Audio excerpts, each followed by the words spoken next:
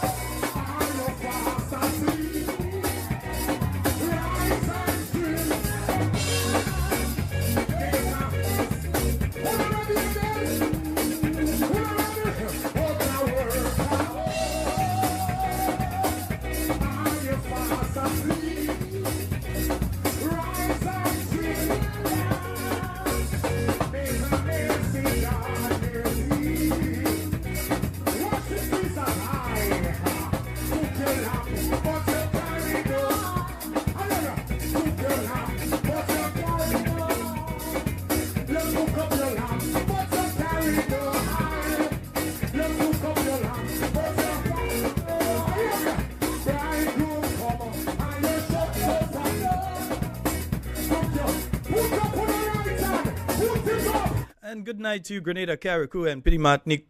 Once again, it is time for Talking Points. My name is Sheldon Scott. I'll be here with you up until the 10 o'clock hour, yeah?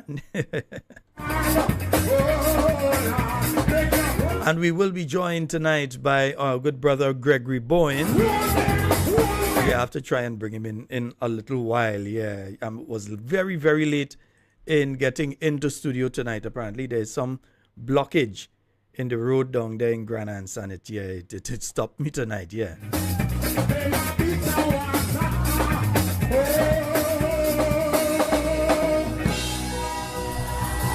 Make some noise to Jesus.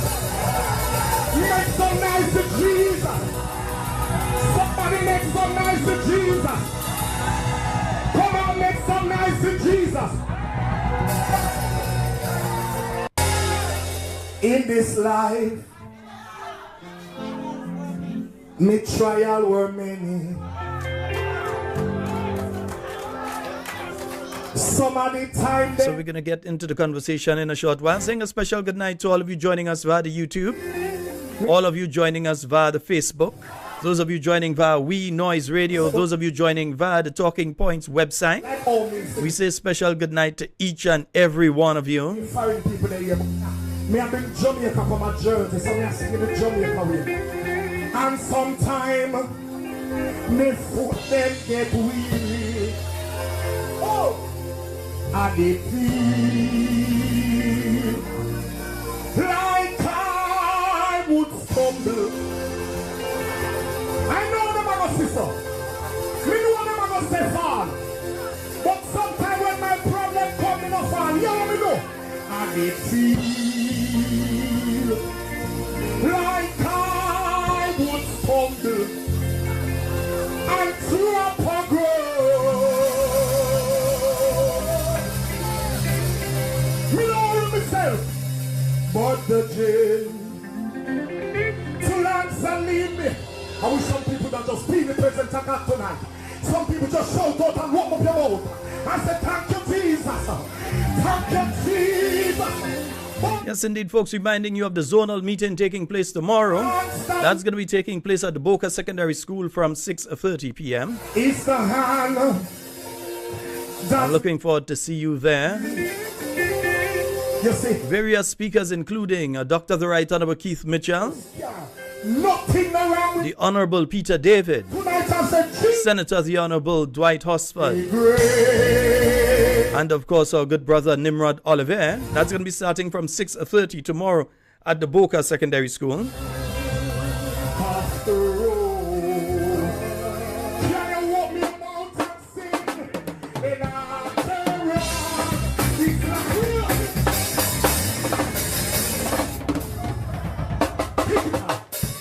just we are man. Just we are man. We are man. We are man. We are man. We are man. Holy Ghost, I love you, Jesus. Big one. In this life, me try out many. Holy. Some of the time. So I may not be able to take the calls tonight. As I said, we've got a guest that will be on with us tonight.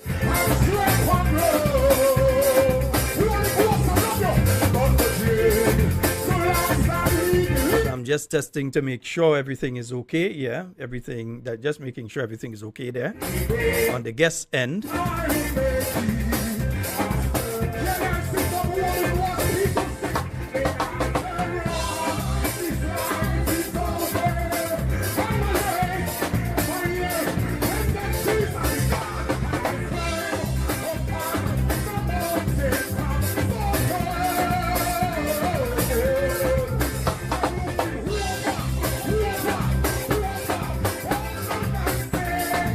So I'm just making sure that I have my guest on. I find you're looking okay there, man.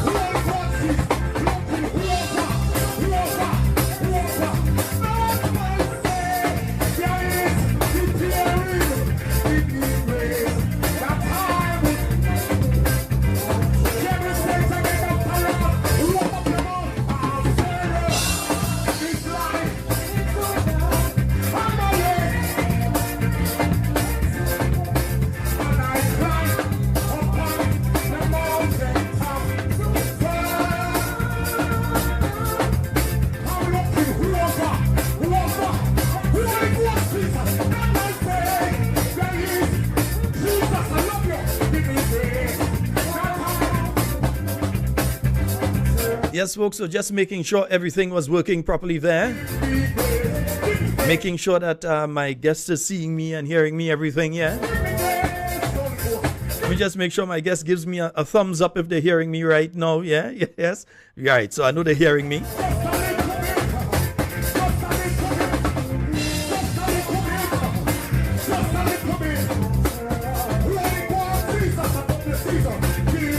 But before I come on with Brother Gregory Bowen, I just wanted to remind you all of something, huh?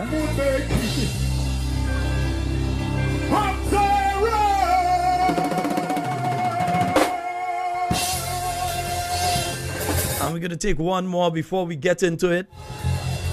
Hallelujah! Hallelujah! I have been through. Yeah, one more before we get into it, huh? Tribulation. Yo, some people never know say you're going to prison tonight, you know. I have been through persecution. Put up in our madam sister, all still alive. Tell them, thank God I crossed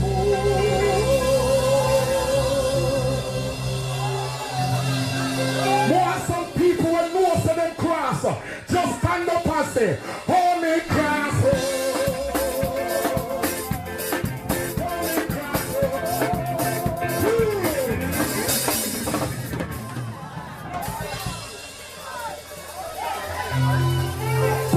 Let me tell you something. Jesus said when you send up the praises. Yeah, because tonight we're going to be speaking oil and gas here. Time to tell a friend, tell your family.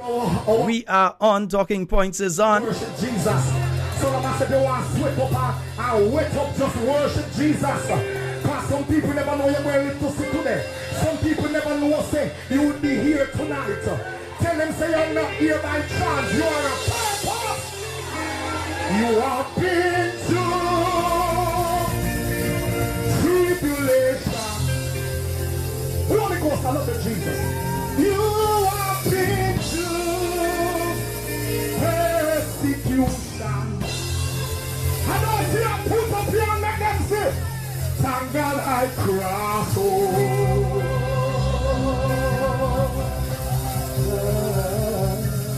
We are going to put a cross tonight. Right, folks. So let me just pull up something here because I want you all to, before we get into this discussion, I want to remind you all of certain things. So let me see if I can pull this one up first. Yeah, I want to remind you all of certain things. This was the throne speech last year. Yeah, this was the throne speech last year. Let's hear what they had to say. Oil and gas. Madam President, Mr. Speaker, as of today, we are yet to solve the mystery of Grenada's offshore oil and gas reserves. Very little records can be found anywhere within the government, and our technocrats within the ministries and departments have very little information on this matter. In essence, upon assuming office, my government was not provided with any transition report or any files on Grenada's legal or contractual obligations or Grenada's progress in relation to its oil and gas reserves. Madam President, Mr. Speaker, this situation is untenable and completely unacceptable, and my government is committed to doing all within its power to unearth the mystery of Grenada's oil and gas status. To this end, my government has established a technical working group chaired by a past Minister for Finance, Mr. Nazim Burke, and comprised of distinguished Grenadians, including Mr. Rodney George, Mr. Richard Duncan, Mr. Raymond Nurse, and the Office of the Attorney General, represented by the Solicitor General, to investigate and to do what it takes to demystify our oil and gas situation. The mandate of this technical working group is to fully assess Grenada's hydrocarbon potential and, if found to be commercially viable, devise a strategy and action plan to explore, develop, and monetize it for the benefit of the citizens and the patrimony of our nation. So yes, folks, that was the Governor General speaking in relation to oil and gas. And when the Governor General is speaking there, it is not the Governor General who writes the speech. The speech is written by the government. So she is basically repeating what the Cabinet of Grenada is saying. It's not her that sit down and say, well, yeah, this is a mystery. The government, yeah, the Cabinet of Grenada. Yeah, I know about the throne speech. Way back in just after Ivan and so on, in the Ministry of Youth as Public Relation Officer, they would say throne speech is coming up and they need the sections in relation to youth from the ministry and so. So it's not the Governor General writing.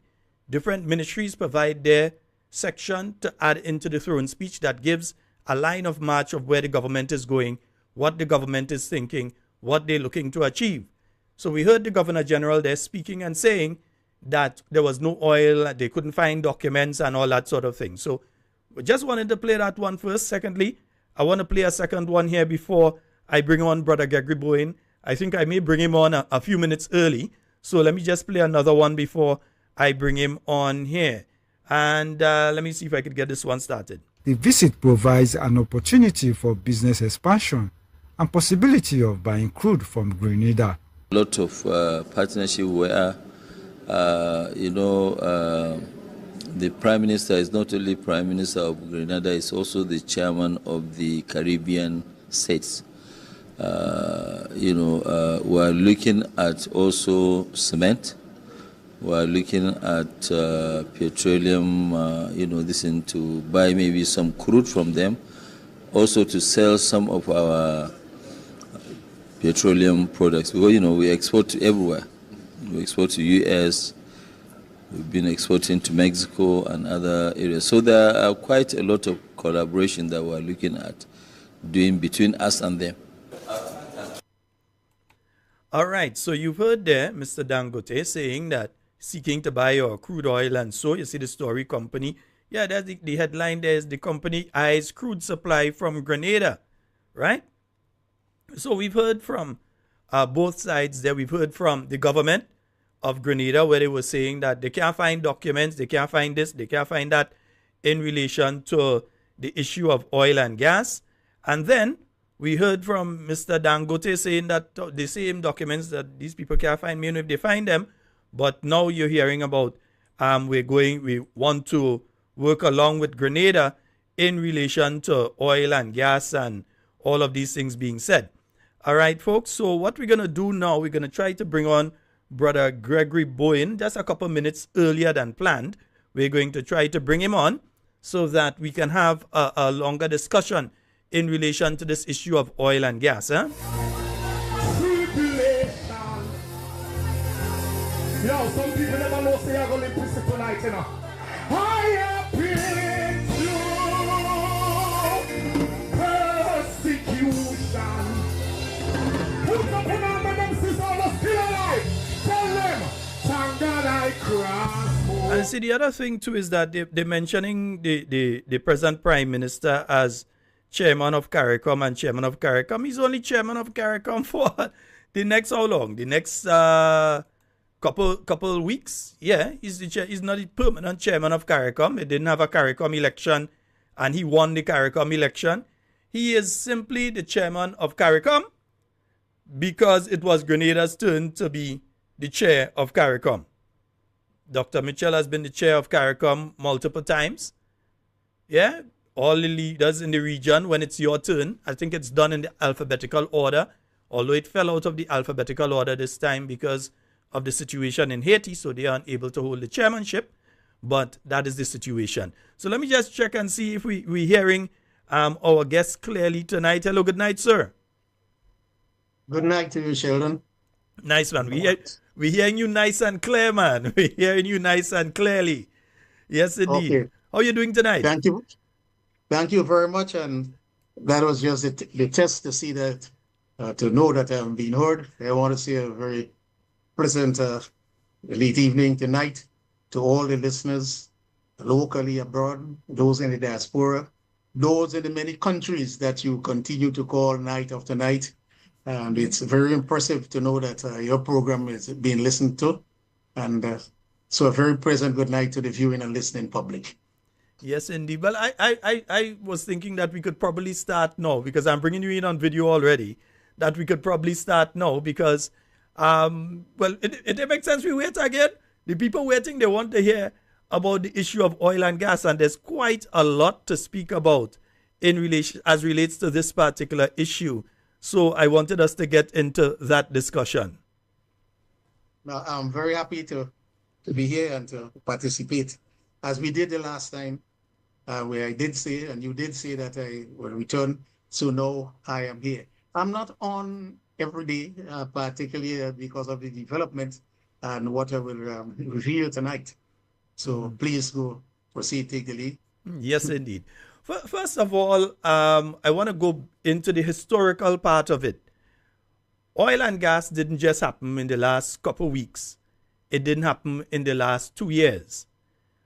Give us a little historical perspective, first of all, on the finding what is Grenada's oil and gas reserves, what has happened in the past, and bring us up to the present time. So how did this entire thing start in the first place? Yeah, thank you. My pleasure. Way back in Sir Eric Matthew's time, the British Commonwealth did their seismic study, 2D, two-dimensional seismic study, in the 70s. During the revolution, so data is found to say, well, you have something, a little bit, because if we have Venezuela and Trinidad and Guyana, they all knew, but they had a bit, etc. So Guyana went some years ahead of us. It started.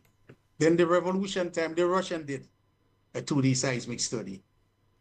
Okay? And then later on, the American did some 2D seismic study. Obviously, nothing of this huge magnitude punched out. And all the time, you have the superpowers, the technological nation using the satellite to reveal more and more in our territory and territories throughout the world. So then came 1996. And so after all this interest from persons and so, and when you do these seismic studies, they restored most of it in Texas. Before you move forward, I just want folks to understand the seismic study is not that they went drilling. It's not a situation that the companies went drilling, but it could be that they were using the sonar and different things to check. What did the seismic study itself encompass? The seismic study encompasses a ship going out there with, like you say, a lot of sonar devices and extended under the water, and it will send beams, sonar really raised down, and it will bounce back up, and the equipment will tell you how deep it is and the composition, and so whether there is one substance here, A, and between that after that substance there's B, of a molten nature, and then a harder rock. That's what they pick up. Yeah. And it's 2D, it's going up and down. And it's mainly ships that will be doing that because we're on the water. So you had that sort of study done during Sir Eric Matthew Gary's time. Again, the Russians did a similar study during the period of time of the revolution. Yes. And then you had other studies that were done prior to 1996 as well. Oh, yes, the American did have studies. Yeah, okay. prior to those periods. All right, so you were up to 1996. Go right ahead. Yes, got it. And then Grindberg came on the scene.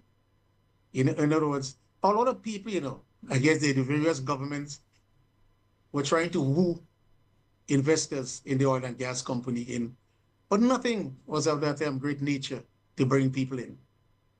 Jack Grindberg made an application, and he was granted an exploration license. Again, we have to look back at all those times and what he did and how he did it. And it was not only Grenada. He went to Grenada, St. Vincent, St. Lucia, Dominica. And he tied up all the waters there. Mm-hmm. So 1996 onward, we could not get anywhere. And so we asked him to come. He came down. We sought legal advice. and we terminated the license. As a matter of fact, he wrote us, and he wrote in particular, stating that he wanted to do certain things because he has a license. I responded to him, you do not have a license. You have an agreement to be granted a license if you performed in a certain way. And you have not performed in that certain way. And so we, the government of Grenada, are not minded to grant you a license. The agreement is there. It is then he took the matter to ICSID, the International Center for the Settlement of Investment Dispute. We had in Grenada at the point in time the Solicitor General, who was an English person. And from him, we got advice. And we got advice from elsewhere. In fact, we went to the British Commonwealth because they drafted our oil and gas legislation, both the act and the regulations. And we went to other sources. And so we terminated his agreement, not a license. He took the matter to ICSID, and there we were, wanting to charge Grenada $500 million US, 1.35 million US dollars. And the only person, the team, the group led, I want to recognize Sir John O'Geist as well. It was he and I who went to London to defend Grenada. While we had a lot of people spitting against Grenada, Grenadians, people in the opposition at the time, banking up and giving certain information to Grindberg. And he went there. I remember too vividly, he indicated that I asked him for a bribe. That is why I terminated the agreement, and he wouldn't give me. Because in his country, the United States of America, bribery is a prime crime. So it is in the Caribbean and the rest of the world. You know what I remember again very clearly? Getting into the room, the tribunal, the room where the matter will be discussed and tried. The matter will be tried. And the introduction was being made. The tribunal, the chairman and two other members, they were sitting there. In fact, they were introduced to me. It was the first time that I was seeing them. The lawyers for both sides were introduced, and I shook everybody's hands. Lastly, in came in Mr. Grindberg, and I was waiting to see who was this person. And then when they said, this is Jack Grindberg, the body physically recoiled. I did not extend my hand. I did not shake his hand in any manner. All the opposition members and the lawyers and the so forth, that is his team, I shook their hands. And I believe it was spontaneous. It's not that I did not want to shake a person's hand. In fact, I've gone to court with many people and I shook their hands. But I think that was the act of the Almighty because it played a significant part in the tribunal recognition because my whole demeanor, my whole face changed. And during that tribunal hearing, the chairman of the tribunal turned to me. He said, did you ask this man for a bribe? And it was not along the line of questioning. I said, no. He said, did he offer you a bribe? I said, no, he did not offer me a bribe. And it's in those matters, at that particular time, I saw the chairman and the rest of the tribunal people. They know what they said? The matter of bribe and so that will not be heard by this tribunal. I think they saw it very clearly. And then we went into the issues of the legal matters. And again, God guided my hand in Grenada. I responded to every letter that Jack Grindberg wrote. And do you know what the tribunal told me coming to the end of the hearing? He said, had you not responded, Grenada would have surely lost the case. So there we go. And the first person to beat Jack Grindberg in the international arena was Grenada, represented by Gregory Bowen and John O'Geist. So those times I remember too vividly. And I remember saving Grenada 1.35 billion EC dollars. Jack Raymond was not too happy. He came after me again. In fact, he appealed in the Exit Tribunal. And the panel then was led by an Australian who gave the same verdict. Then he brought me before the American Supreme Court. And we know the courts in America, you have the state courts, the federal court, and the Supreme Court. This particular matter went up as far as the Supreme Court in what you might call a joint ruling. And persons, ministers of government from other countries who behave in a specific manner and was brought before a tribunal and before the court. That is where the elections came in 2008. The government of the day was paying a highly reputable firm in the US. And the government of the day refused to continue to pay. In fact, when the firm backed out, the judge told them they cannot do that. And they said it was for non-payment.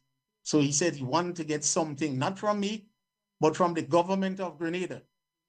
Because while he tried to twist this into the minister, and he joined Gregory Bowen, and he joined so many others, so far as the court said, and the magnitude of the monies that he was going for, where will Gregory Bowen get $500 million to pay you?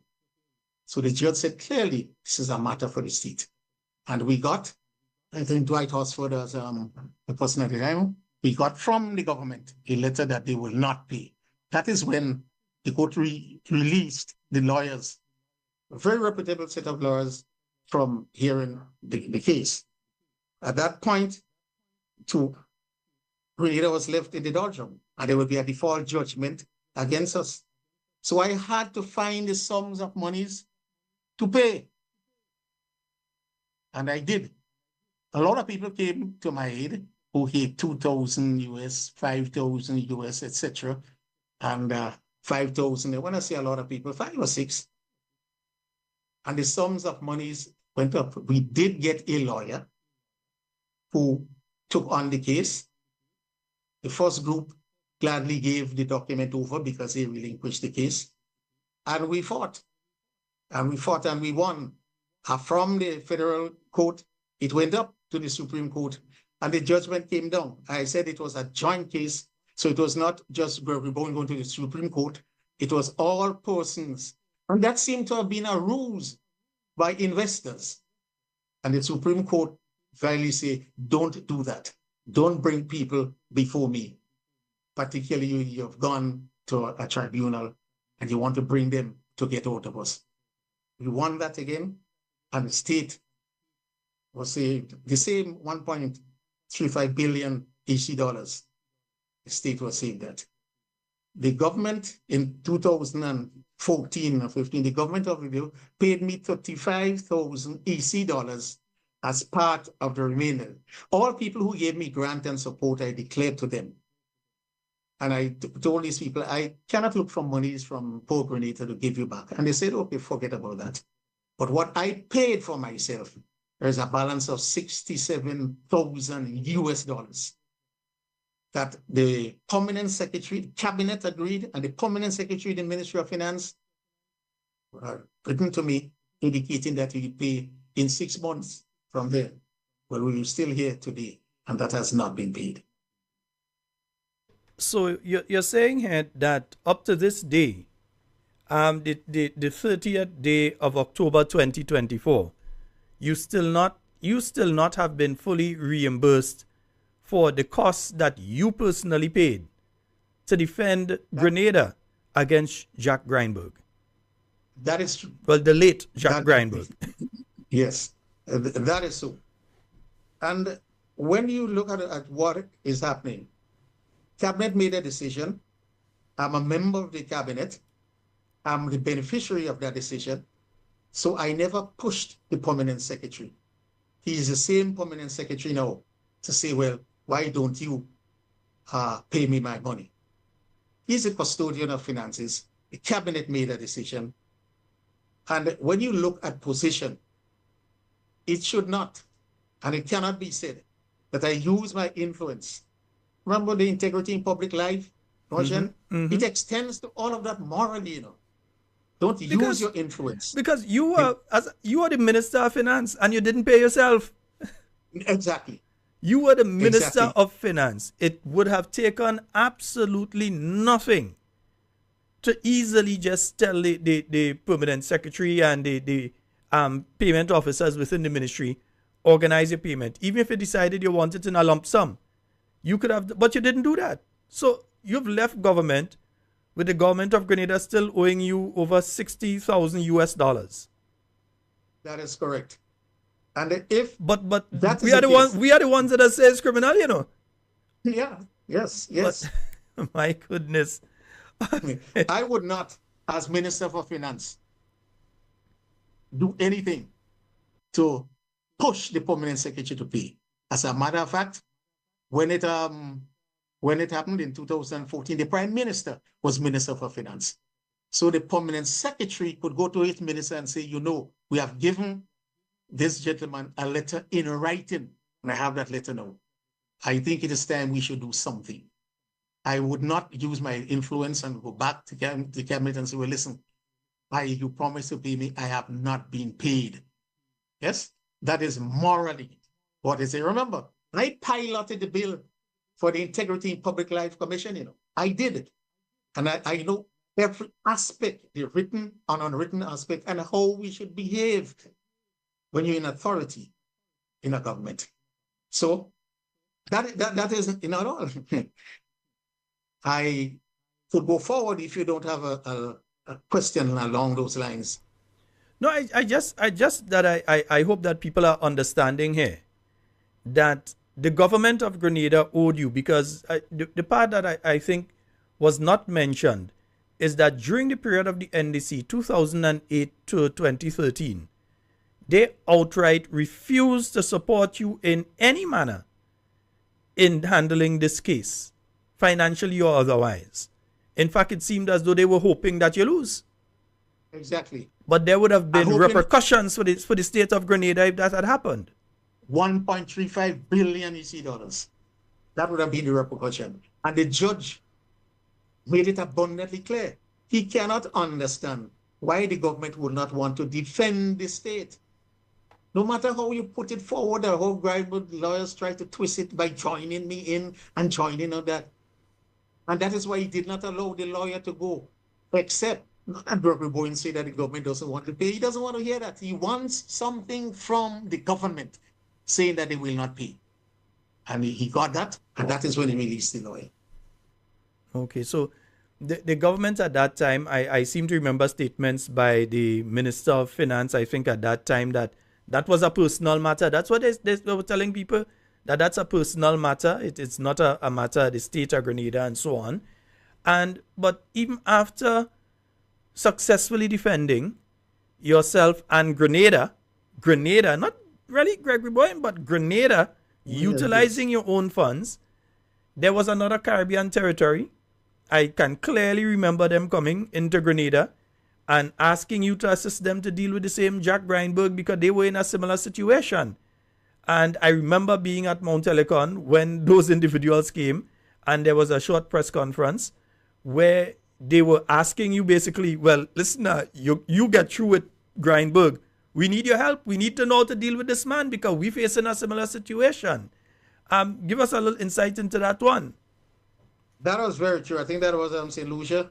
St. Lucia, yeah. Minister came down and asked for help because they wanted to get out of the clutches of Jack Grindberg. Remember, we got out, but they were there from the beginning with us, there in 1996, and they were still there to 2014, 2015. And nothing was done with respect to the development of the oil and gas sector. And so I met with them. I gave them the guidance, how to go forward. And the gentleman, the minister thanked me, went back to St. Lucia and started the legal process. And you know what? Jack Grindberg wrote to me 2 days after saying that he will deal with me. And I should know the type of person that he is. And if I only continue to help that country, our neighbor, our OECS neighbor, that he will haul me again through the mill. Well, I did not even respond to him. I continue to help them. I don't know, I believe the government changed in St. Lucia. At that time, the minister that came was Richard Frederick. He's back in government now as part of another party, but at that time he was part of the United Workers' Party of Sir John Compton at the time. And so John Compton was long gone by then. But he was part of the United Workers' Party. Now he's part of the other party. But government had changed not too long afterwards, yeah. That is true. And do you know that lately, in the 2017 to 2018, that he again sent a ship through all the territories, and that ship came to Grenada. And I told them, no, you cannot, Jack Grindberg has nothing to do here. And they said, no, he told them that he has something to do with Grenada as well. We told them that we don't mind you doing the survey, but you must give it only to Grenada and yourself. Well, I think Jack Grindberg got rid of them. I don't think they did any of the survey from Trinidad and come up. And that's where we are with his and system. I think if anybody researches Jack Grindberg online, the late Jack Grindberg, I think he died back in 2021. And there is a litany. It's not just Grenada, because at the time, the opposition at the time attempted to make it look as though this was simply just a Grenada situation, whereby Jack Grindberg had cases against people in the Middle East. He had cases against people in Kazakhstan. He had cases against other countries in South America, Latin America, all over. He had cases against various people. Some lost. Well, you were the first that won. Other people were paying 90 million here, how much million there, and so on. But in your instance, you were the first one to defeat him. The first one to defeat him. And some of them say, better I pay Jack Grindberg the 30 million, because to get tied up in court and to have this project delayed for 6 years, I will lose more. So they settled, a lot of them settled in court. Grenada doesn't have money to settle. And you mentioned correctly, the opposition at the time sided with Grindberg. As a matter of fact, there's one member of the opposition that I would not call name, and the public will understand why. That person came to a meeting in Laborie, and they said, there's one living down the road. He's going to go to jail soon.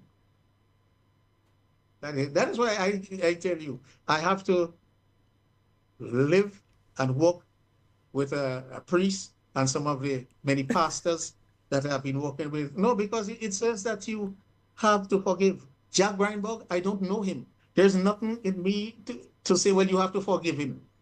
When he died, there's no ill feeling.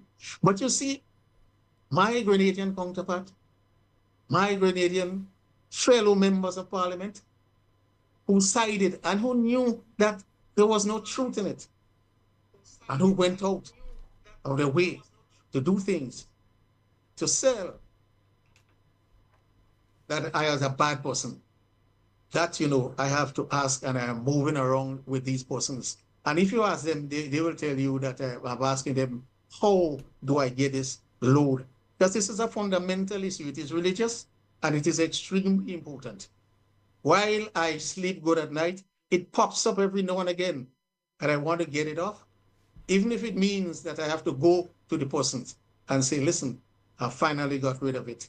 When I listen to what the Lord said, not if somebody does you wrong, but if you have ill feeling against a person, leave the altar. Do not come up and take my sacrifice. Leave it. Go and make it right with that person. And that has always stayed with me. And I have to do it, and I will do it. There are two in particular, parliamentarians and former parliamentarians, that I must do that with. Because what they did was sort of sacrilege to me. Forget Jack Grindberg. To me, he did nothing. The Lord provided, and the Lord made me move him out of the scene. Yes. So along that path in the line, you know, you read, I don't know if it's time for you to come back, that clip with the Governor General reading out the lost documents. And that's the next point I wanted to get to, and that is specifically why I played that just before bringing you on, because I wanted to refresh the minds of the listeners of what has been said, what is being said, because in fact you hear activists of the National Democratic Congress up to quite recently, before certain announcements were made, making a joke of this entire thing. They say they get oil and gas. Well, they lie. They didn't get no oil and gas. And they hide all the documents, like they take it and they go with it, or whatever they do with it. And we heard the Governor General making those statements. How do you view where we are at right now in the context of what she was saying just around this time, was it last year, during the throne speech? What do you think in the context of what she was saying then? How do we place that in context with what we are hearing is happening now? But before we get to what is happening now, when she read the throne speech, which you correctly indicated, it was not she who was speaking, it was the Cabinet of Grenada, through the Minister for Finance and Economic Development. Yes, do you know that a lot of people insinuated that I hid the document, I threw it away, I destroyed it, etc. The Prime Minister, Honorable Deacon Mitchell, called me after, I don't know if some positive or very respectable person in Grenada or in the region spoke to him, but he called me. So when I went down into his office, I said to him, I see that you are looking for my input into the development of the oil and gas sector. He said, no, we have not reached that stage as yet. So I looked surprised. I said, so why call me? He said, I called you for assistance with finding the lost documents. I said, oh. I made it clear to him then that he had done significant damage to my character. He had placed great distress on my family. Because here it is, a minister leaving will destroy documents and so forth. He indicated to me that was not his intention. And if that was how I felt, he apologized for it. And I insinuated that, of course, but the public should know that. And I asked him, I said, well, I would help. Two things you must do is authorize me to speak with the former secretary. She was in the Ministry of Works, and she followed me across to the Ministry of Finance. I said, let me speak with her. But they must know that is not an outgoing minister coming to talk to them. He said, yes, you can indicate to them that you have discussed with me. I say it would be even better if you call them. He said, if it's necessary, if you speak to them and they need to talk to me, I am here. So I called my secretary, former secretary, and asked her about the files and documents. As a minister, they bring things to you. You know that they're in a cabinet, but you don't know if they're in the top drawer, the bottom drawer, etc. And she indicated to, I say, call the person we moved from the Ministry of Works into the Ministry of Finance, and a lot of the documents are in the Ministry of Works. So I say, call the secretary there and tell her exactly where and how to look for this thing. And I say, you can tell her she can call the Prime Minister, who at that point in time was a boss, and he will tell her, yes, she can do exactly as I indicated. So I went, after that, things went on. I did not hear from him. I called, I did not get a response. I called his secretary, exactly what secretary she is, but Miss Leslie, and she promised that he'll get back to me. A good while after, he got back to me, only to tell me that they found the documents. So I asked where. He said, in the ministry, well secured in a cabinet, a normal cabinet with documents are. The only thing that they could not find was a key. But I say you could have asked the secretary who moved with me about a key. She would have had it wrong, and perhaps she did not leave it with the other one. He said, no, we didn't even have to waste time to do that. We just broke open the drawer. I said, fine, you can do that. You can repair it if you want to use it and yet. And he said he found all the documents. But before that, I had spoken to the licensee, the former GPG, who told me that he had sent all the documents over to his office. But he told me at the meeting that he did not receive it. So I asked and indicated to him the three most important pieces of documents that your group will need to go through. And I got those from the licensee and I sent it to him. So he had a significant amount of documents before finding the documents. So I expected, as I told him, that the whole world, not only Grenada, the whole world. For example, let me give you a scenario. What was read by the Governor General? There are institutions throughout the world that would be looking for Gregory Bowen, right? To come to say, a 2-year contract here, this year contract there. But after the Governor General read that, you would never see that happening. So the damage was terrible. Now, he did not come out to tell the Grenadians that he found the document, and I did not go out. As Prime Minister, I was giving him the opportunity to go to tell the Grenadian people and the world that they have found the document. That is why I liked how Jenny Simon put it.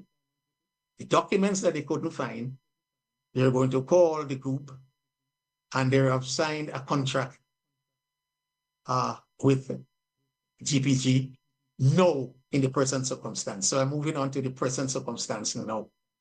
You found the document a long time ago. Just before you move on, I just wanted to clarify something.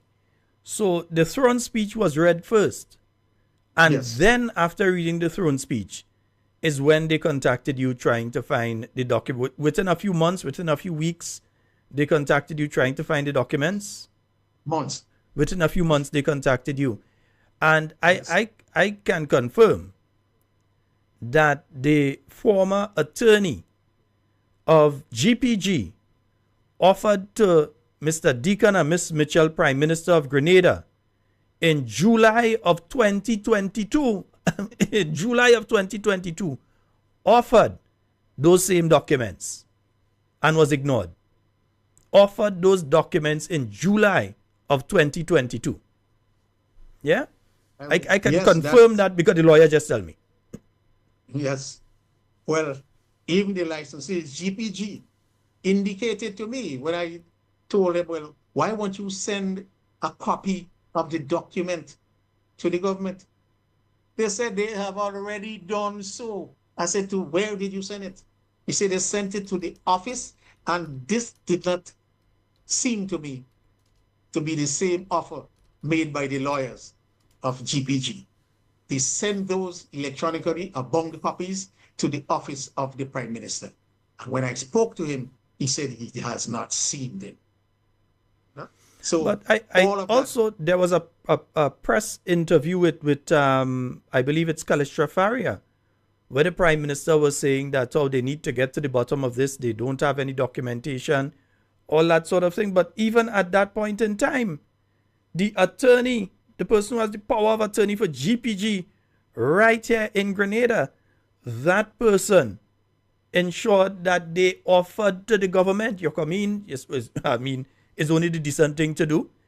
They offered, they're still the attorney for GPG. I said former earlier, let me correct that. They're still the attorney for GPG. They offered the present Prime Minister in July. They came in June. And he offered in July the documents on behalf of GPG. So there was no way that the Prime Minister should have been out there giving the impression. And up to this point in time, we have had no retraction. We've had nothing that they have not come out and cleared up. We heard the Governor General announcing that they had a committee with Mr. Nazim Burke and with Mr. Richard Duncan, etc. And we know the history of Mr. Nazim Burke when it comes to GPG and the sort of things that he has said about that company over the years, yet still you put him in charge of investigating that sort of thing. And we've had no report. No report, nothing from GPG, from the government of Grenada in relation to GPG, in relation to oil and gas, no report. The only thing that we're seeing now is in the foreign media. It seems as though the government here is not even involved. That is true. I believe the lawyers for GPG, I totally believe them. That's what I see has happened in my circumstance. It's very clear that they did not want to find the documents at that point in time, and they really wanted to tarnish my name. While it's NNP, but on whom in NNP will it fall squarely on? It falls squarely on me. I think that was the intention. Mm-hmm. And sitting across the Prime Minister, the Honorable Dickon Mitchell, and talking to him and telling him the pain and so that he has caused. And he is responding that that was not his intention. How would I believe him? That perhaps might be his main intention to damage Gregory Bowen and the new National Party. Because after finding it, you never reported it. And I gave you the opportunity. I did not go to the public to say that the Prime Minister told me that he found it, and listen, he did not say anything. I gave him the opportunity until now, and he has not gone out and said that he found the document in the ministry, locked away in a cabinet. That's how important documents should be. After I went and speak to both the Minister, Secretary, Finance, and the Minister, Secretary, Energy and Works. And I know you say that we're going into this area where we have the media now is full, replete with information of a deal that was signed in Nigeria. But what is frightening is that the Prime Minister came back here, had a press conference, and mentioned nothing about it. And from since that time to now, is he saying that he knew nothing about it? But tell me, can it be coincidence that around the same time, you shouldn't put it wine and dine, you were treated by a Nigerian company, visited Nigeria, the deal was done, you came back here and you know nothing about it? That cannot be coincidence. You'll have a very hard time convincing or persuading anybody that that was the case. And even if the arrangement was between GPG and Ocean Gate Engineering, the state of Grenada must know about it. I was just looking through some documents where Prime Minister Mitchell wrote to Trinidad and Tobago in connection with the things as joint development, etc., etc. And GPG came to us before they went to the National Gas Company of Trinidad and Tobago for them to take all the gas and most of the gas that they find in Grenada. We knew about it. Yes? And when the government of Trinidad and Tobago, the NGC, went to them and said what they're going to do, the government of Trinidad and Tobago was fully aware of it. So it cannot be coincidence that you go down there and you did not know. And GPG operates in this manner.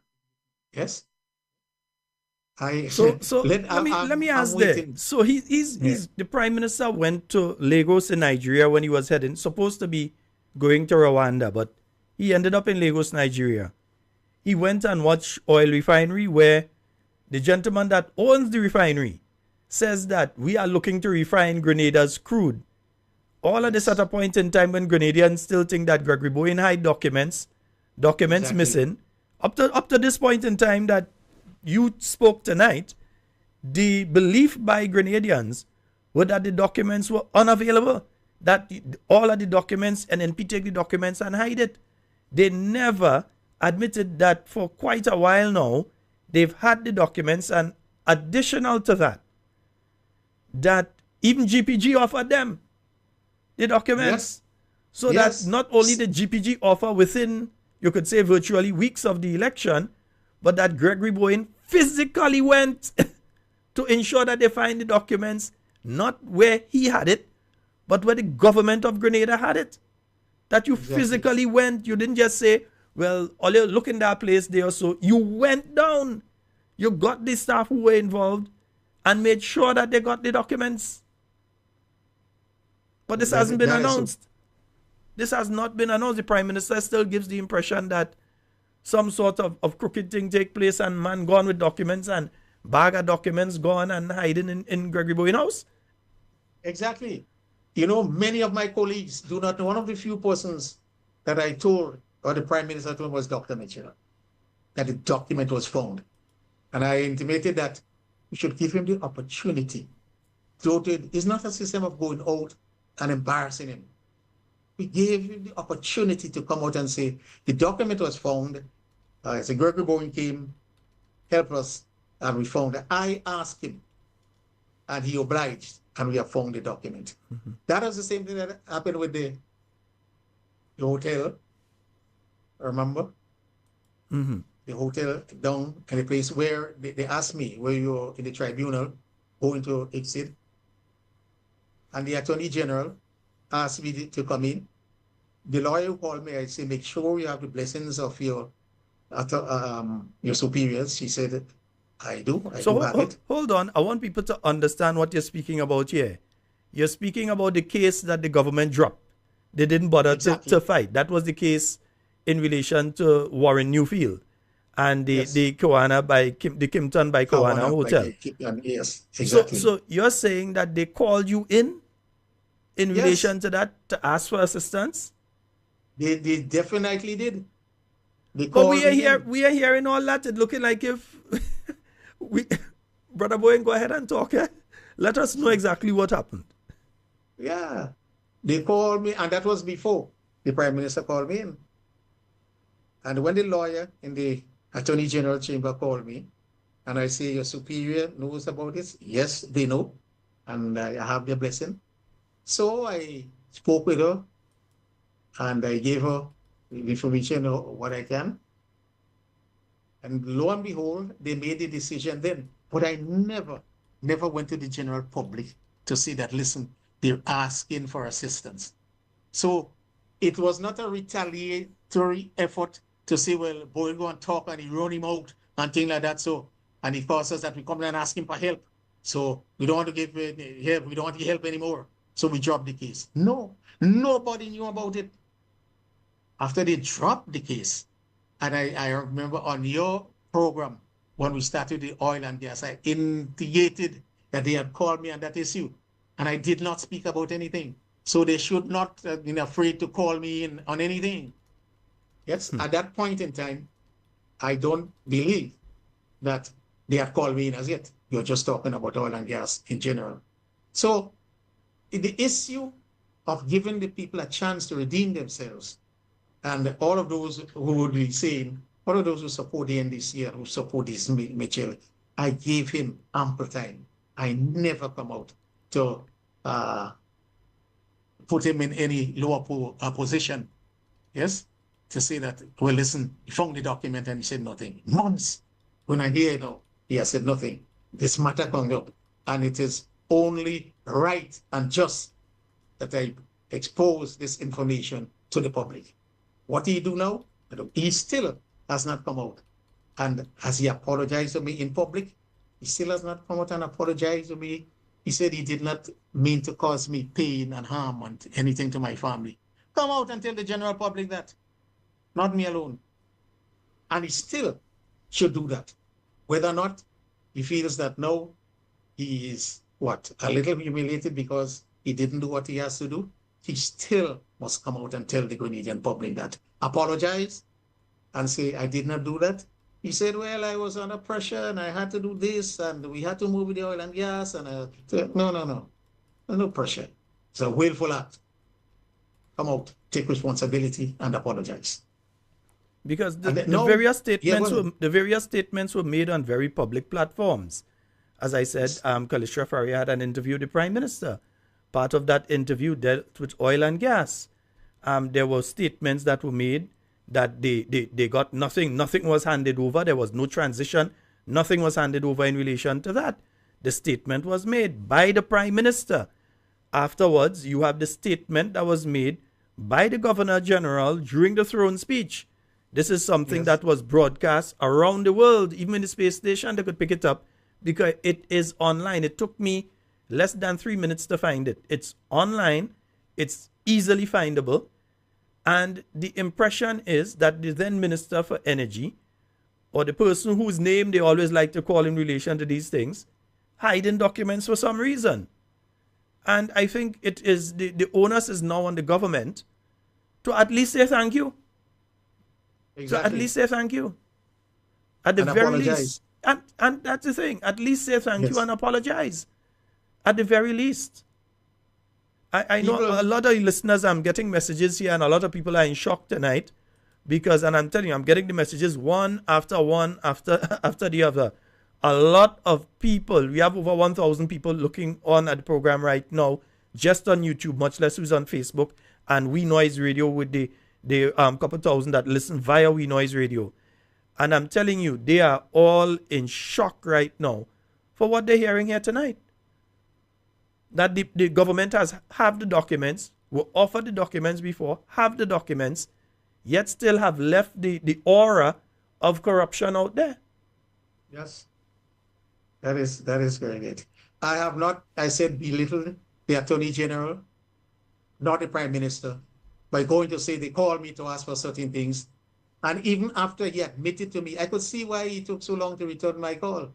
Even after he admitted to me of finding the document, he did nothing to tell the public. And I say this is not only for Grenada, you know. This is for international institution as well. Which international institution will come to you? And many of them have been speaking to me, will come to you and say, listen, we want you to head this department or head this institution for a while, even while you out of the period of 5 years that you'll be out of government, headed for 2 years, you know, and so that. When they get something like this, when you do that, they will not come, and they have not come. So I'm telling you that he has done significant damage to me. And what is worse, you know, a family and the people they go out, look at it. Your father hide all the documents. And there were people in my party, in my group, who believe that. You mean that even your children are being told this when they go out there, your father take the documents and go? It's gotten to that stage that they actually been attacking your family members, telling them, my goodness, no. If somebody does something like that against the country, take documents, destroy it, burn it, hide it. Do not allow it to get on to the administration so that they can continue the work. Then that is a significant accusation. Yeah, it's difficult. So the world will be looking so much at you. And as I said, people in our camp as well, both high up in the organization and the rank and file, some of them believe. What do you expect them to do? They believe. Yeah. I thought Gregory Bowen was a good man. I thought he did what I can't be. How you could do that? Yeah. Come out and tell them no, that is not the case. And that is what you have not done. Brother Bowen, I think a lot of people are in shock at this right now. I think it is beholden on the government now to come out and admit that they have the documents. Because the other thing is this, and I think this point needs to be made, that between 2022, when they came into office, and now, this government substantially has really done nothing to further oil and gas in Grenada. They've done nothing to further oil and gas, because we are hearing absolutely nothing. I reviewed certain aspects of the budget speech for the budget speech and even the budget presentations for 2023. And there's no mention of the development of oil and gas, similar for the budget for 2023 and 2024. So it seems as though they did absolutely nothing in relation to moving the hydrocarbon industry for Grenada forward. But all of a sudden, after a Nigerian Lagos-based billionaire provides a free flight for the Prime Minister, his family members, his cameraman, his chief of staff, the executive secretary, security, etc., after this free flight is provided, which according to the Integrity Commission, again, Brother Bowen, you were the one that led in the House of Representatives. You were the first person that led the discussion. And again, I think we need to remind the Grenadian people, it was one of the very first bills that we brought to Parliament on coming back into office in 2013. That is true. One of the very first, if it was, I believe it was actually at the first sitting, if I could remember correctly, it was one of the first bills that were brought to Parliament, the Integrity in Public Life Act. So very soon after the Prime Minister goes there, all of a sudden we're hearing about signings, and you're hearing about this company sign and all sorts of things. Something seems fishy. It is very wrong. And the Act mentions about corruption. Not only that it must not take place, but it must not be, nobody must get an impression, an indication, a perception of corruption. And I want to see how the Prime Minister will extricate himself from this one. No coincidence. Not because the company with whom GPG may have entered into some farming out arrangement may not be owned by the billionaire, but the billionaire mentioned getting oil and gas. There is an inherent link there that only the deepest investigation could clear up. And I do believe that we're in this boat, and no stone must be left unturned. I indicate to you one of the moral principles behind not asking, because I am the recipient and I am in cabinet. If somebody else come and you owe them, they may not have the clout and so to get it. So morally, I must leave this to the permanent secretary, and I left it to him. But you were the permanent secretary boss. You could have whispered to the man, hey, you didn't even do that. No, you didn't even go that direction.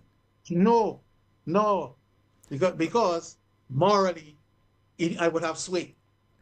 Yes, by telling him to do that. Maybe he forgot. Yes, but documents from the cabinet is there. It's on record. Because again, at the time that the Integrity in Public Life Act was put in place, yourself and the then Attorney General were two of the integral people in drafting, getting that legislation drafted and going through it with a fine-tooth comb to make sure that it addresses not just any act that may be corrupt, but may be perceived to be corrupt. Exactly. And I think this is what the government is missing. The Integrity in Public Life Act is clear. It is not just that you have done a corrupt act, but the perception that the act you may be doing can be corrupt. The perception of corruption is also dealt with. The law speaks about corruption. It also speaks that nothing must be seen or believed to be a perception of corruption. That is why I said you must get down to the bottom of it.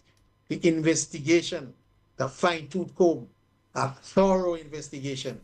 And it behoves the Prime Minister to get that done, even for his own benefit and for Grenada. Yes. I didn't go to, couldn't push the permanent secretary to pay because I prepared that law and I understand all about it. The drafting, the external consultants, everybody. And I know that morality and morally, while it is not written there legally, morally we should follow it. Yeah. Let me I do that. A lot of people, the law says that if somebody offers you something and it will cause, that was discussed. I mean, I raised that when the law was being drafted, and it is cause embarrassment. I say one country cannot embarrass another country. So if you give me a gift, I will take it. The next step is if ordering. I'm not as a even going country, to as a ask- country giving as a another country a yes, gift, yes, a that's country one they thing. come and they put that so. They visited and they put that. I'm not even going to the public, the Integrity in Public Life Commission, We call the secretary forthwith. And I say, store this in the government premises and so forth. And once you know any ministry or anybody who needs along that line, is a government something, give it to them.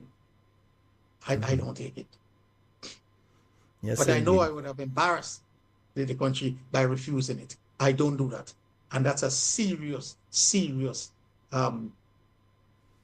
act to embarrass another country. Yeah, it So can then, have complications when you do that. So country to when you do country, that, it's one thing. So if you as the minister are gone to a country, they're giving a donation to your country, that is one thing. But if you go there and a billionaire businessman is giving you something for a program in your constituency, the Integrity in Public no, Life Act is clear on that. no. And he You cannot- he stated an intent to do business in your country, yeah? And he's gifting, he's Exactly. treating. Exactly, that's corruption. That's corruption. Clearly. And I think the onus is on the Prime Minister to get to the bottom of this. If he feels that the man treat him, but you should not come back and report that. You should know. A man just dropping you off here and giving you something and that, no. The only time that is a state official will do this thing, either let your accommodation be paid or your transport be paid, is when the hosting country knows that they have to pay for everybody. All officials coming to the, maybe that is why they get it. A lot of people want Again, to host. not the a businessman, countries, the country. the country. And a lot of people would like to host a meeting here, but they don't have the wherewithal. They can't pay for the accommodation for everybody who will come, and they can't pay for the plane ticket for everybody who will come. So you find countries with the wherewithal, they get to host meetings because that's part of the condition for that organization. If it's the organization from American states or if it's a business and you have to perform that, well, they tell, if you can, make a bid. But when you're going to make a bid, you can't do it. But when somebody going to pay for you to go and offer you something, it is clear, abundantly clear. I propel the bill. I discussed with the drafters. I know what it is. That is why I tell you, I took the stance of not asking the permanent secretary anything. No. He, on his own volition, must come to him. Time would reach us now that I am not there to ask him. So he must do everything in his power to pay. He may say, I have forgotten. Fine, I've forgotten, but Gregory Bowen didn't ask you. Yes? You pay me the monies now. I've already saved the country that significant sum of money. And do you know, though the tribunal, if we lost, would have awarded, it was clear when they spoke to me, would have awarded the $500 million US. But the judges in the court in New York, the circuit, would have awarded. And I think the US system, I'm not very clear on it. I understand when you ask for something, they could award you more. Yeah, the US I'm not system clear. is a little It's not different. the I'm not British clear on it, system. yeah. It's not the British system. So a minimum of $500 million that would have been going to. That's why the judge, he was very angry. And he said, before I rule in default, send me a letter from the government of Grenada. So there we are. So what? Okay, that's where we are now. Since leaving office, have you been contacted by the Ministry of Finance at any point in time, not now on oil and gas or Kimpton by Koana with Warren, Newfield and so on? have you been contacted by the Ministry of Finance in relation to the outstanding debt that the government of Grenada owes to you of 67,000 US dollars? No, Not even a note, not an email, not a letter, nothing. nothing. Nothing. Do In you have fact, any intention of making contact with them, or you leave it up to them? No, I certainly will at this point in time, because in public life, maybe, but to a much lower extent. And so, having propelled that bill, I think I can now ask it, because I do not have the influence to say pay me over paying somebody. Yeah. And I certainly will. And I don't know after tonight's airing of all the information whether or not I would have to do so.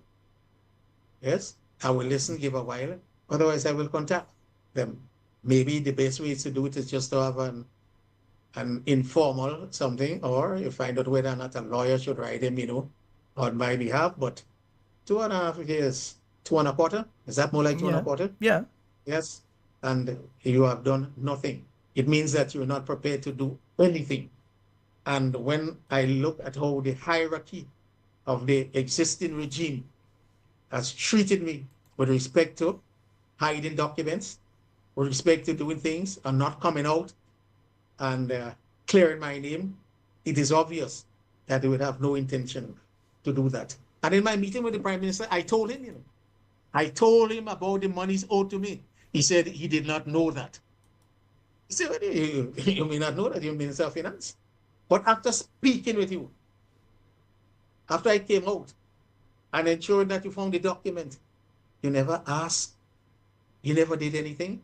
So in my view, they have no intention of paying it. And it's a letter signed and sealed, and it's a cabinet conclusion if you look towards it.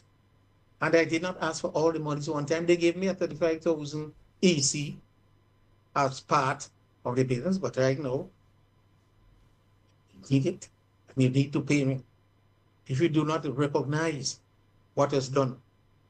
And the Minister of Finance, 2008 to 2013, and you have mentioned it, he was not with GPG, as you said. He said that they were out to get him, and he was the one who gave the matching orders, for them to leave. A lot of things went on. I remember they had police around your house because he felt threatened to the point where they had police officers surrounding his home. Because he said he received this threatening email from, and it originated in Russia. When the technical experts checked, it originated in Russia. And he was giving the impression, alluding to the fact, well, not a fact, but he was alluding to it being GPG that had done that. The guys from GPG. Yeah. And then that was the individual that outright said he's not going to pay. They're not going to pay. Yes. It's difficult. It's difficult. I just, I believe I have acted with prudence in this way by not trying to come out and humiliate the Prime Minister for knowing what I know. I mean, tonight is a night that when it had to come out with all that is going on down in Nigeria and all the other systems, it had to come out, and I expect the thorough investigation of the Nigerian issue. And I also expect that I will be contacted with respect to payment of the monies that I did not even have. You had to go out, to borrow. And you have to pay back these people their monies. You can't keep their monies for all this time. You had to pay them back. Yeah? Some that you borrowed, some gave. There we are. But let me ask this question, and thank you, Bridgman. One of the listeners just posted something. They have paid Warren Newfield. Oh, yes. Millions upon million. What was it? 11. How much million? US it was? 22 million US or so. They Yes. also are facing a further $56 million that they've got to pay the investors in that same project that they called you down, the man that they owe, they call you down to help. And they are now paying, well, they're being very silent on that. And I think I will ask the media to get under their skin on this particular one. what is taking place with the 56 million US owed to the 200 plus investors in the Kimpton by Kawana. But they paid Warren Newfield. He got money. Oh, yeah. But they can't pay a Grenadian, a born Grenadian, your neighbor string here. They can't pay a born Grenadian his money? No, they don't. And there would have been no money to pay anybody, public servants for the last time, if I did not defend Grenada. And I mentioned again John O'Geese, he was there with me for that $500 million US.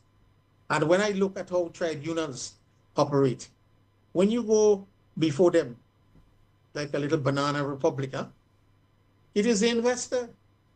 As if you took the investor money and you did what you want to him, and now you want to throw them out. That is all. So we had to prepare. And the legal team at that point in time, I dare say, they discussed everything with me. And you know what surprised me? When I made suggestion and comments, they took it. So I asked the lead, you think I'm a lawyer? Next thing you go and do this thing and you say, I make you lose the case. You say, no, you're bang on target. We have looked at it. You have looked at it. You have come up with a suggestion. We have gone and we have refined it. And we note that what your line is the correct and proper line to take. And we did that throughout the Grindwalk case. And lo and behold, we ended up on top. Right on top. All the questions that was offered, the brief and all the things that we go in and the preparation that were made. I see. Their name was Freshfields, huh? You remember that legal room? Yeah. Right on top. We won that case. And the fact that they had me as part of the team, the legal team, I said, wow, I didn't know I was elevated to this high-class legal firm. No, right through, right on. And in other words, while they briefed me, I think because most of the suggestions came out from me, when I was questioned by Grindwalk lawyers, left, right, up, and center, I answered them with clarity and with exactness so that the tribunal did not have a choice but to rule in that particular way. Yes, indeed. And let me just remind the listeners, we're speaking here tonight with Brother Gregory Bowen, and he's giving us a little insight into the oil and gas, what has happened over the years, and giving a little of his perspective as to where we are at right now. And Brother Bowen, that's why I want to go right now. I think we have roughly about half hour remaining. Time flies. I think next time I can't bring you on for an hour and a half. We have to go the full 2 hours because we started to run out of time. And folks, I hope you all understand. That's why I can't take calls tonight, because there's so much that's coming out here. So we are at this stage. First of all, I'm going to ask this question first of all. Is GPG in control of all of the blocks or some of the blocks? And I want folks to understand, first of all, what the blocks, when we say blocks, what we're referring to. So what is the present situation with GPG and the blocks and so on? And there's a reason I'm asking that question. It's a leading question. Right. Okay, the sea around you is divided into reticular blocks. And blocks is just a rectangular, and it will not be totally rectangular because it follows the lines of latitude and lines of longitude. And there'll be a little curve and a little curve, but the distances are so small that you could hardly see it. The waters around Grenada, we have 37 blocks that you divided it into. You could divide it into big blocks, so you could get 16. Or you could divide it into tiny, tiny blocks, and you could get 50. But we divide it into some minutes, degrees and minutes, and that's how we get the 37 blocks. GPG applied for an exploration license, and 11 blocks were granted to them. So they don't have all. They don't have all. They have 11. They have 11. Mm-hmm. And obviously, when you divide your sea, there are areas that people wouldn't want to go at all. You're not close to Venezuela. Why are you going to buy you? You're this far piece across it, nothing right there. And don't forget that satellites and 2Ds will be done over most of the waters, and people will have an indication. So they were granted where the 2D would indicate And at least there could be something. There may be nothing, but it will be positive with respect to success. They were granted 11, and they thought those were the areas that those were the blocks that they might get something. So you should explore in those areas, and you should relinquish. So over the period of the exploration license, at the end of that period, you have to give up all. If you did not move on to the development stage, so you have to pick out some and say, all right, I will spend some money and develop those. So they have done that. They bought all the data from Houston, apart, and those people who are licensed, who are the proprietary rights, and they bought the Erie era, the British Commonwealth. They brought the PRG era, the Russian, and they brought the post-PRG area as done by the Americans. They brought all that data. They bought it. Anybody could buy it. They bought that. And so from that, they looked, that will help them to see what to go for with exploration. And they did some 3D. These are two-dimensional, and they did some 3D to tell them, well, which blocks I must keep. And they have a development license for 4 blocks. And obviously, it will be the most lucrative area. And you and I don't have to do anything, any big sort of survey to say, boy, close to Venezuela. So the probability is better. Or it's close to Trinidad. So the probability is better. But if you give them something close to St. Lucia or something up there, what's the first thing you'll say? Yeah, nothing. We know. Not that they may not have, but nothing has been found there as yet. So I don't want to go there. So obviously they got the 4 blocks closest to the area where there has already been oil finds. And so they went ahead now and they drilled in those areas. And they found, that's where, after drilling in those 4 blocks, they found that there is gas, significant gas. As a matter of fact, when they reviewed this data, will now have to go to experts, evaluators. It went to 2. It went to 1 in Houston, Texas again, and it went to another one, McNassar, and they have estimated, remember, this is estimated, 9 TCF trillion cubic feet. That's what is there. And you can't get out all of what is there. Remember, if you get out half, you're okay. You get out what is there. And 200 million tons of oil. Again, that is an estimate. And that you have a maximum, you have a minimum. What the figure might be commercial is only 1.15 trillion. Remember, I said you have 9 trillion, but only 1.15 if it is commercial. But if that 1.15 gets off the ground, they figure that they have something like over $1.3 billion. Yes? So all of that again is analysis. It doesn't have to be true because the analysis itself tells you that you may go and find nothing commercial. But obviously they do that for every find all over the world. They warn the people that you may find nothing. So then you have to refine your test. No more drilling now. Go down. And when you get something and you hit exactly right and you can test it and you can beam up and flip them the gas, then the analysis will change and say with certainty that you can get, let's say, 2 TCF, trillion cubic feet of gas, and you'll get with this. So they have to do that now. They have to go now and do this, a second set of test wells and a second set of drilling. That is what you have to do on the development area that you have before you can move to production, and you have a time frame with which to do it. Yes? So that's where they are now. So anybody who will come in must move quickly to do that second set of drilling, to do the second evaluation, and to move into production within the time frame given in the development license. Now, let me ask, where does the government come in at this point? Where does the government come in? Okay, they've drilled, they've said, okay, we found this. This is the commercial amount. The rest we know we wouldn't be able to get all of that out, but we'll be able to get this amount. Where does the government come in?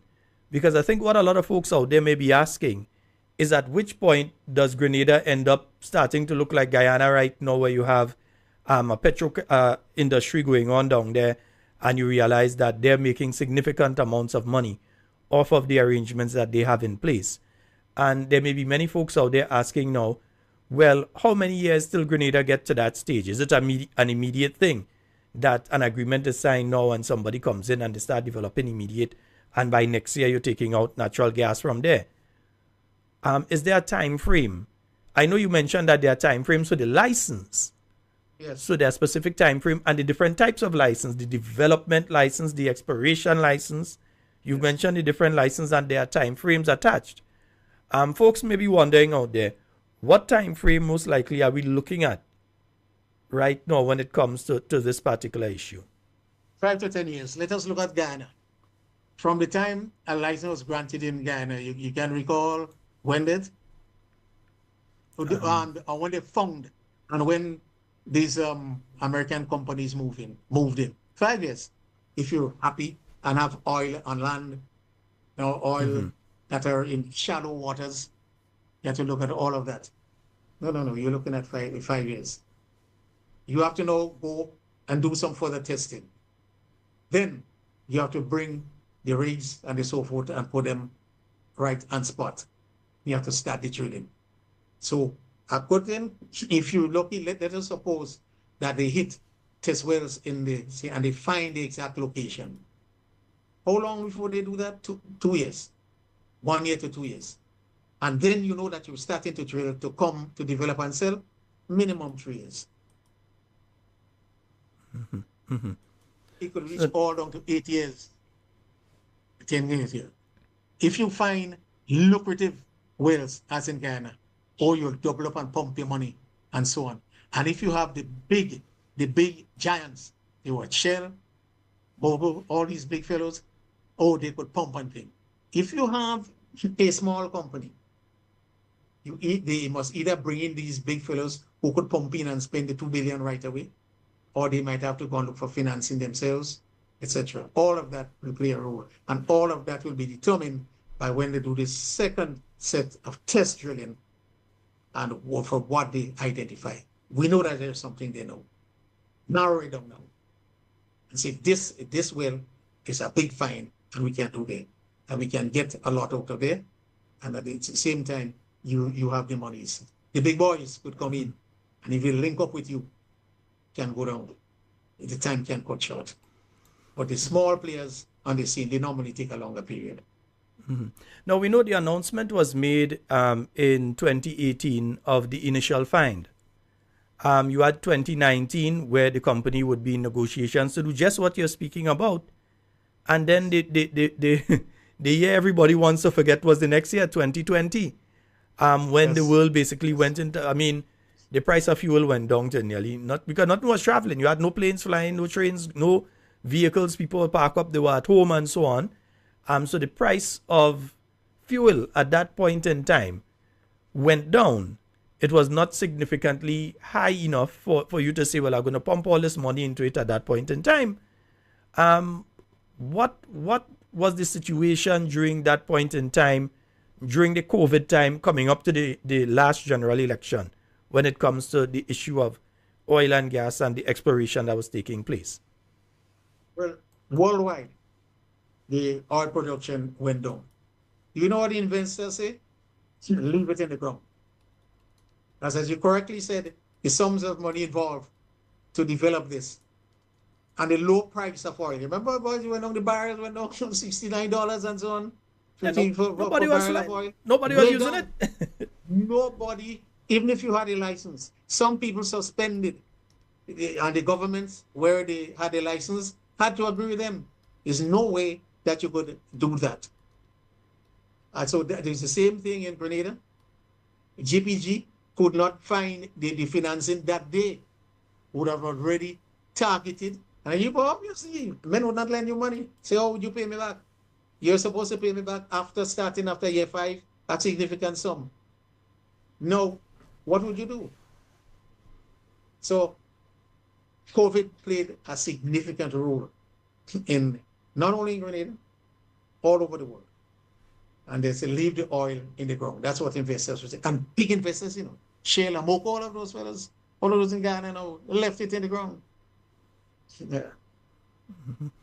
Because it was not the size of find that you had in Ghana where they have oil and gas.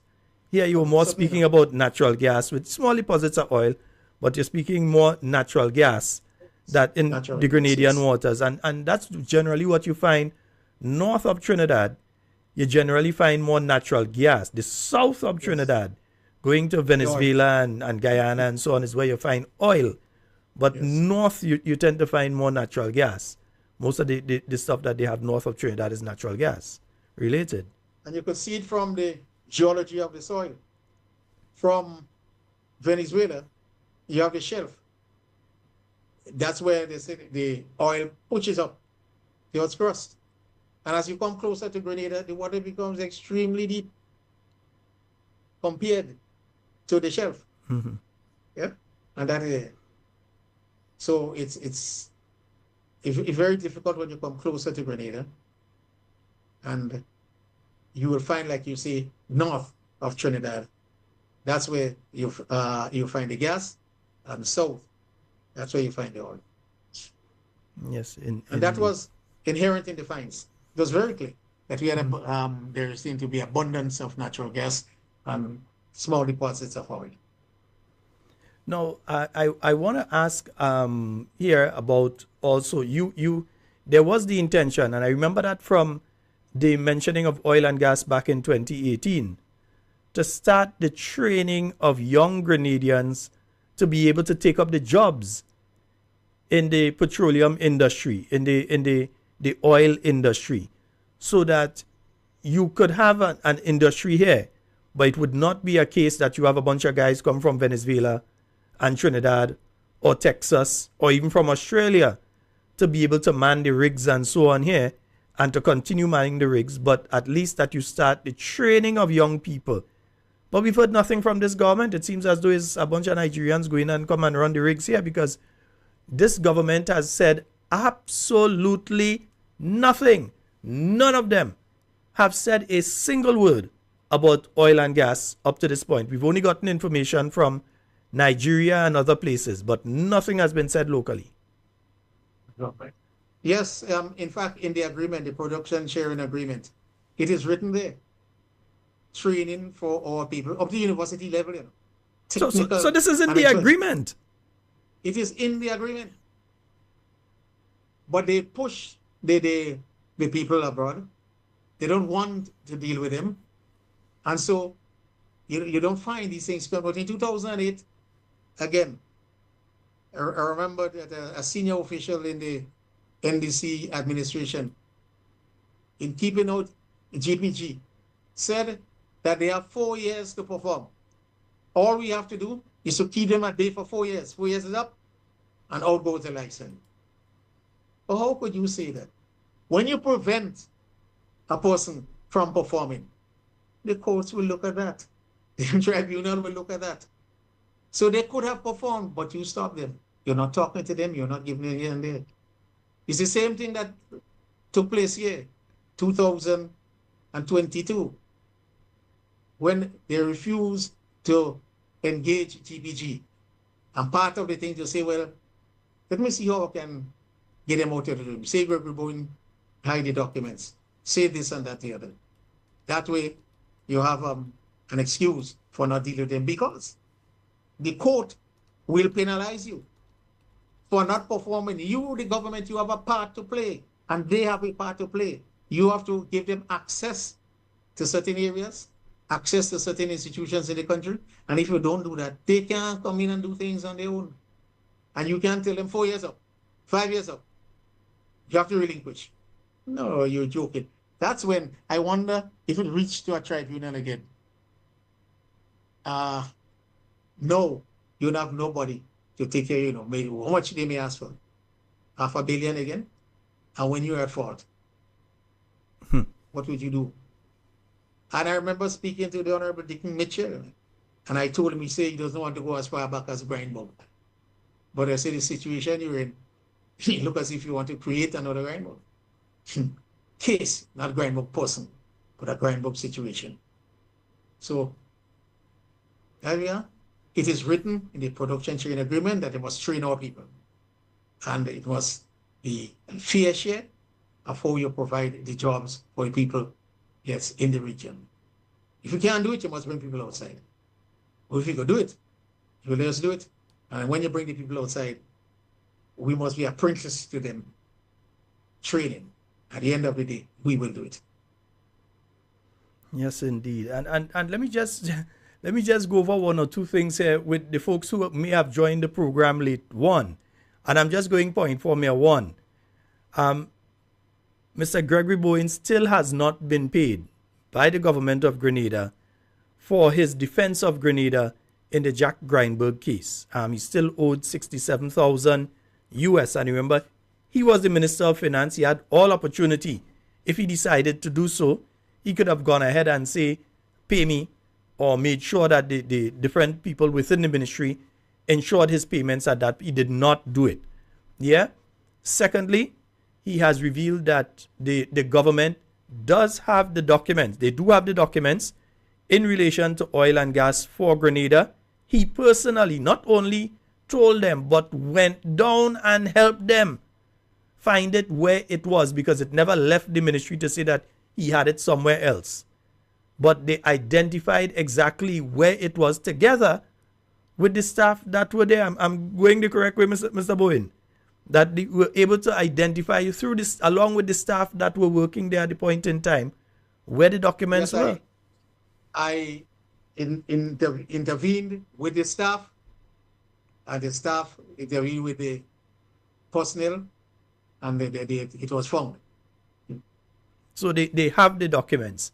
Yes. Also, in the case of the Kimpton by Kawana, the case that the government decided that they're going to pay the developers, and so the government, through the Attorney General's chambers, did reach out to Mr. Bowen as well in relation to that particular case for information in relation to it.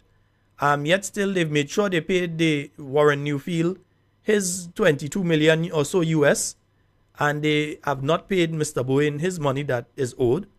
And you also have a situation where the documents in relation to oil and gas that were in the custody of GPG through the attorney who has the power of attorney here was offered to the now sitting Prime Minister just a couple weeks after the general election, and they didn't take it. So it was offered to them. They could have had the documents since July of 2022. Yet still, they have Mr. Gregory Bowen's name out there. It's online. And now I think anybody that searches online, they would see the name Gregory Bowen, and they would say, well, Mr. Bowen, they would say Mr. Bowen was involved in this thing, and he take documents and he go. So it is affecting your professional life as well. Very much so. One addition to make, the attorney, GPG attorney, offered it to them, but GPG themselves sent it.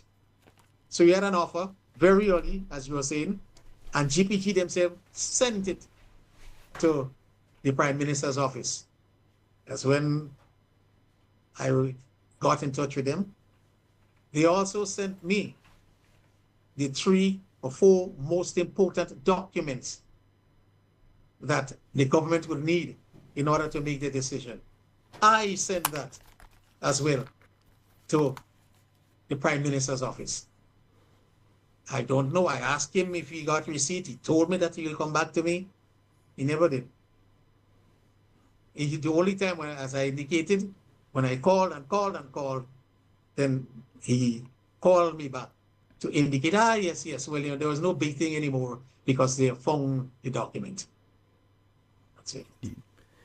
Brother Bowen, I recognize that the laptop has finally decided that he's going to conk out on me tonight, because it's the laptop itself has started to go on the blink on me, although the listeners won't be seeing that, but it started to go on the blink with me. So I'd like, if you would want at this point in time, to make your closing statements. And before you do that, though, to let you know that everybody complaining the time too short. Like we need to do a 3-hour program with you because you have a lot more to say. So again, you will have to come back before December. You would have to come back onto the program before December. We know December start, November starting in day after. So sometime during November, you have to come back on the program. But we'll offer you the opportunity to make your closing statements before the computer shut down on me. Thank you very much. Let me say, I hope that there'll be a lot of developments before December with respect to this Nigerian situation, and where I can add a significant amount of more information to the general public. But I want to thank the listening public. For them, I was here on, when was it? Quite up in March or April 8th? Yes, I come on. I don't try to belittle any of the present members of the regime, but I'm telling you, it's a hard and difficult time. A lot of people are coming to me now, even though I'm out of government, out of office, requesting, and I know these people would not have come if they were not in need. So I want to ask them, the Grenadian population, those people in the diaspora, you did not know. You did not know. Now you're having the information. Please do what is right. As I continue to say that I've done with the IMF and the international community, the World Bank, the European Union, do what is right. It is your country. And the people who made sacrifices. And I want to mention now, and a person who I respect very much, who have made sacrifices for the country, is the Nimrod Oliver. He has made sacrifice a long time. I've watched him long before he knew me very well. I know what he has done. So I want to ask, he was a member of the diaspora. So if everybody will do what is right, and Grenada will go forward. So thank you for listening. And it will be a pleasure for me to come back. I hope that when I come back, there will be a lot of things in the air so that I can add more to edify the people of Grenada, Caribbean, pretty much including the diaspora and worldwide, because they are listening to. Let's hope that at least we hear something finally from the government of Grenada in relation to this issue. I think you've exposed the fact that they should have spoken on this several months ago. They should have already spoken out on this after making their pronouncements. They should have spoken out on this. They have not. They need to speak. We need to hear from them. In fact, past that stage, we demand to hear from them. Exactly. And the integrity in public life, that too, a serious and very, very thorough investigation on the, if not corruption, the perception of corruption. Yes, indeed. Brother Bowen, once again, we'd like to thank you. It's just about to call. I don't know what's the matter with it. It seems as though the battery is gone because it's plugged in. So we'd like to thank you so very much for being on with us tonight and taking the time to explain not just what has happened, but various things like what are the blocks, what is the process in relation to the oil exploration, what are some of the expectations, etc. I think this has been one of the most informative programs that we have done for the year 2024 thus far. So we look forward to having you on again very soon. And if we don't know, maybe we might see you at the meeting tomorrow up in Boca. I don't know if you have the time to be able to make that one. All right, yes, my brother will see me there. All right. Thank you once again, Brother Bowen. And on behalf of the Talking Points family, we thank you so very much. You have a wonderful night tonight. Thank you very much, Talking Points family. Thank you. Right. Thank you. Yes. Yes, indeed, folks. I had to cut that one a little quick because I don't know, for the last few nights, the laptop has been doing that. It's plugged in. It seems as though the power, the battery or something is going. I'm not sure because it's plugged in, yet still it's cutting off. So I don't know what is that. But at least it decided to do that when it was nearly 10 o'clock. So we know that laptop is an NNPI. It made sure that we got the entire discussion out of the way before it did what it started to do. It started to blink on me, so I knew it was going. So yes, indeed, folks. I want to thank each and every one of you. Remember, tomorrow night from 6:30, we will be broadcasting the meeting that is taking place at Boca Secondary School from 6:30 p.m. We're going up by Brother Nimrod Olivier. All right, so Dr. the Right Honorable Keith Mitchell, Honorable Peter David, You have Senator Dwight Hosford. And again, our good brother Nimrod Olivier is going to be out there. So we're looking to head out there tomorrow night from 6:30 p.m. I might be there, you know. Yeah, most likely I might be there, right? From 6:30 p.m. That is going to be taking place. Remember, also, it's Thursday. So Auntie Jenny is on tomorrow. Looking forward to Auntie. I don't know what she come in and drop tomorrow. I find she kind of quiet this week. So that means she has some kind of bomb she may be looking to drop. So, yeah, tomorrow is Simon Says Thursday, as we just call it. All right, so tomorrow Simon Says, and then from 6:30 p.m., we've got that meeting taking place at the Boca Secondary School, the New National Party. Brother Nimrod Olivier, we hope that you're having a wonderful night. Nurse Wendy and Maguire, whichever one of the 3 islands you are on. We don't know if you're on Grenada, Carriacou, or Petit Martinique. I know you've been on all of them for the day today. We say a special good night to you and all of the nurses, all of your team that's here with you. Folks, that's all the time we have for Talking Points tonight. It's been wonderful being here. Love each and every one of you. And looking forward to you all at the meeting tomorrow. And then I should be back on Monday. Yes, I'll be back on Monday. We're not having the Friday night forum this week. In fact, folks, just before I go, I was contacted today by the Rose Foundation. So we heard from the Rose Foundation today due to what we played last week, Friday. All right, so we're looking forward to next week, Friday's program. So we won't be on this Friday, but we will make it up to you on Monday of next week. I am out. Love each and every one of you, and do take care of yourselves. 40 years we going strong and getting stronger. It's a celebration. It's a celebration. We love it. The future looking real bright, and we moving on just right. Happy anniversary. Happy anniversary, NNP. Anniversary. Happy anniversary, NNP. 40 years of resilience. Progress and visionary leadership. Not carrying hope for a brighter future. The new national party. It's a celebration. It's a celebration. We